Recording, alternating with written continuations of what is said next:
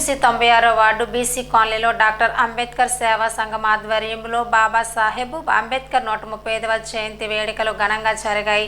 మాజీ corporator YSR Congress party Parvathipuram మంజూరు జిల్లా పరిశీలకుడు సెరగడం చిన్నప్పలనాయుడు, వ్యాపారవేత్త, స్థానిక ప్రముఖుడు సల్లా ప్రసాదరావు ద్వారా అంబేద్కర్ విగ్రహానికి పూలమాలలు వేసి ఘన నివాళులర్పించారు.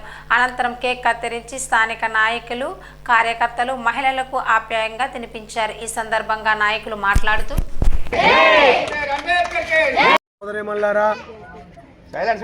భారతరత్న అంబేద్కర్ గారి కోసం ఆయన చేసినటువంటి కృషి వల్ల ఈవేళ భారతదేశం ప్రపంచ దేశాల్లో ఈవేళ 2-3 స్థానాల్లో ఉంది. దానికి కారణం ఎవరంటే డాక్టర్ బిఆర్ అంబేద్కర్ గారు అని చెప్పి అందరూ చెప్పక తప్పదు. వారు ఎంతో కష్టపడి ఎన్నో సమస్యలు, ఎన్నో బాధలు, ఎన్నో ఇబ్బందులతో చదువుకొని అత్యున్నతమైనటువంటి భారత రాజ్యాంగాన్ని రచించేటటువంటి భారత రాజ్యాంగం భారత పౌరులు ఎలా ఉండాలి, స్వతంత్రం రాకముందు బ్రిటిష్ వాళ్ళు మన దేశంలో వాళ్ళు చెప్పినట్టు వేదం.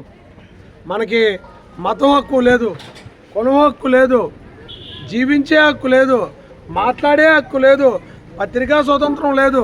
ఒకటి కాదు, ఏ హక్కులు లేవు. వాళ్ళు ఏమి చెబితే బ్రిటిష్ పాలకులు వాళ్ళు చెప్పిందే వేదం, చేసిందే శాసనం.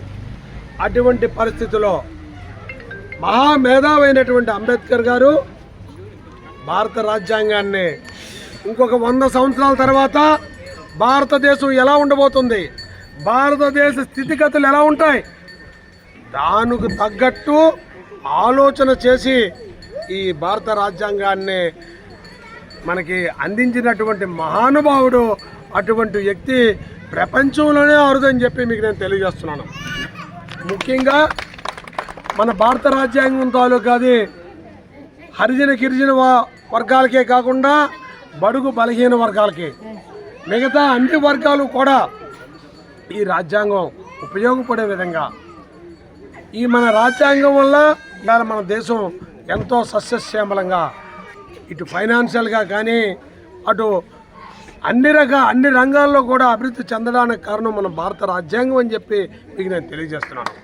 మన భారత రాజ్యాంగాన్ని చూసి ప్రపంచ దేశాల్లో ఉన్నటువంటి ఎన్నో దేశాలు మన దేశానికి వచ్చి ఏ విధంగా ఇక్కడ మన రాజ్యాంగాన్ని అమలు చేస్తున్నాం, ఇంప్లిమెంటేషన్ చేస్తున్నాం, మేము కూడా ఆ విధంగా చేసుకుంటామని చెప్పి అక్కడ కూడా మన రాజ్యాంగాన్ని ఇంప్లిమెంట్ చేస్తున్నాం అంటే ఎంత మేధావి, ఎంత దూరదృష్టితో పాటు గత 100 సంవత్సరాల ముందు, 50 సంవత్సరాల ముందు ఏ విధంగా జరుగుతుంది, ప్రజలు ఏ విధంగా మారుతుంది, ఈ వ్యవస్థ ఏ విధంగా మారుతుంది, కాలానుగుణంగా ఆలోచించేటటువంటి ఆర్థికవేత్తని కూడా నేను వారిని అంటానని చెప్పి ఈ సభాపూర్వకంగా తెలియజేస్తున్నాను.